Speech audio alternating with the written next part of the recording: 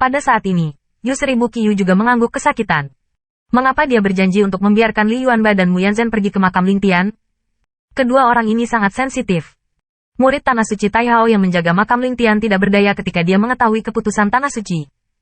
Mereka secara alami juga tahu bahwa sebelum hasil akhir keluar, mereka tidak dapat mengganggu dua putra suci. Jika tidak, situasi yang baru saja diselesaikan mungkin akan menjadi lautan badai. Saat ini, mereka hanya bisa melihat pintu masuk makam Ling Tian dengan warna harapan. Seolah mengharapkan keajaiban, Li Yuanba dan Mu Yanzhen bisa keluar tanpa masalah. Lagi pula, jika sesuatu terjadi pada salah satu dari dua orang ini, itu akan mengejutkan Tanah Suci Tai Hao. Di bentangan langit dan bumi yang tak terbatas, langit gelap dan tetesan hujan seperti hujan bercampur dengan dingin yang cukup untuk membekukan spirit power menjadi pahatan es. Ketika dia memasuki ilusi bunga kekecewaan 9 kehidupan, Qin Yichen tahu bahwa dia tidak punya jalan kembali. Satu-satunya hal yang bisa dia lakukan sekarang adalah mematuhinya. Kalau tidak, dia akan benar-benar tenggelam ke surga dan bumi ini. Menjadi jiwa yang kesepian. 9 pengalaman ilusi-ilusi sangat kejam, tapi untungnya Qin Yichen juga mengharapkannya. Tidak ada keindahan di dunia. Jika Anda ingin mengubah kepompong menjadi kupu-kupu, Anda harus melalui pengalaman tanpa akhir. Hujan deras seperti pedang air mengalir turun dari langit. Tanah merah tua telah menjadi kabut putih, semacam hawa dingin yang terlihat dengan mata telanjang, muncul di antara langit dan bumi. Dan di sudut tertentu dari tanah berkabut, siluet tipis tergeletak di genangan air yang dangkal. Di tubuhnya, terdapat berbagai luka seukuran mata jarum, dan darah merah terus mengalir darinya. Di dalam tubuh mengalir keluar, hanya setetes, itu membeku menjadi kristal es yang cerah. Hujan terus-menerus menerpa tubuh yang rusak ini, tetapi siluet ini tidak pernah bergerak. Saya tidak tahu berapa lama setelah itu, awan kelabu berangsur-angsur menghilang, dan kabut dingin yang memenuhi ruang antara langit dan bumi juga surut. Ketika potongan antara langit dan bumi ini dikembalikan ke keheningan, ada kilasan ekspresi jauh di dalam mata siluet itu, dan kemudian tubuhnya bergetar. Apa? Geraman yang sangat serak, bergema seperti binatang buas yang sekarat di antara langit dan bumi ini. Rasa dingin yang cukup untuk menenangkan jiwa, dan rasa sakit yang tiba-tiba muncul, sudah cukup untuk menyiksa pria sekeras batu hingga gila. Raungan yang menyakitkan ini berlanjut selama hampir setengah jam. Getaran siluet itu berhenti perlahan. Pada saat ini, tubuhnya ambruk ke tanah. Bahkan kekuatan kelopak matanya yang berkedip tidak ada lagi. Kekecewaan 9 tahun yang mesum ini, Qin Yichen berbaring di tanah. Matanya menatap langit redup, wajahnya sangat malu. Waktu di sini tampaknya agak berbeda dari dunia luar. Masuk akal bahwa Yu Seribu musim gugur akan membangunkannya setelah Maret. Tetapi dia telah berada di sini selama hampir setengah tahun dan masih belum merasakannya.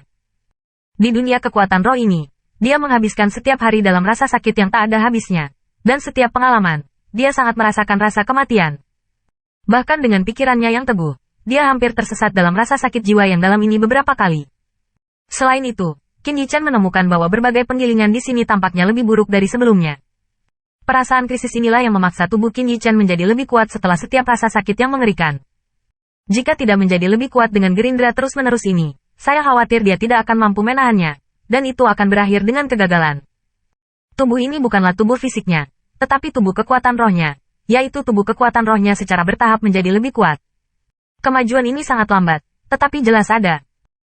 Setelah beberapa lama, Qin Yichen mengangkat kepalanya melihat langit dan bumi yang tak berujung ini.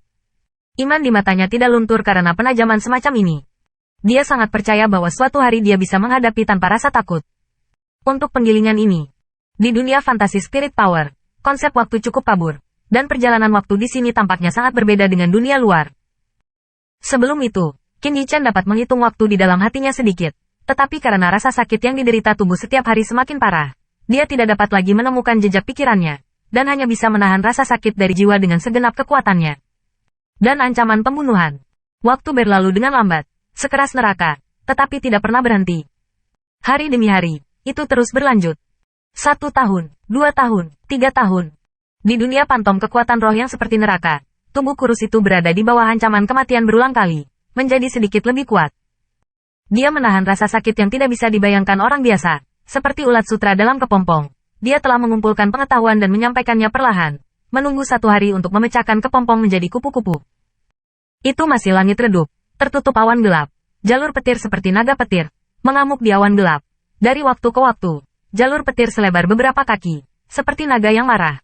Air mata membuka udara, melolong ke bawah. Di tanah merah gelap, siluet berjalan dengan kecepatan sedang, dan petir menyambar siluet dengan kecepatan yang sangat cepat.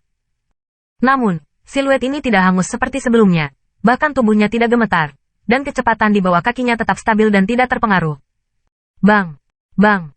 Jalur petir seperti kolom air perak, terus-menerus menyerang. Serangan ini beberapa kali lebih kuat daripada saat pertama kali masuk ke sini. Namun, serangan ini sekarang tidak dapat mengancam Qin Yichen. Petir yang tampak menakjubkan itu sangat pucat saat ini. Di sini, berapa tahun dia mengalaminya? Apakah 3 tahun atau 5 tahun? Atau 10 tahun? Konsep waktu tidak jelas, dan Qin Yichen tidak dapat mengingatnya. Di antara mereka, dia tidak tahu berapa kali dia hampir pingsan. Yang dia tahu sekarang adalah bahwa gerindra yang tampaknya menakutkan ini tidak banyak merugikannya, dan dia sudah cukup kuat untuk bersaing. Awan guntur tersebar, dan angin yang menghubungkan surga dan bumi menyapu. Qin Yichen menundukkan kepalanya, melihat telapak tangannya yang indah. Sejak awal, telapak tangan ini tanpa kekuatan, tetapi saat ini, semua sudah berakhir. Qin Yichen terkekeh, mengatupkan telapak tangannya ke arah badai yang mengamuk di tepi langit.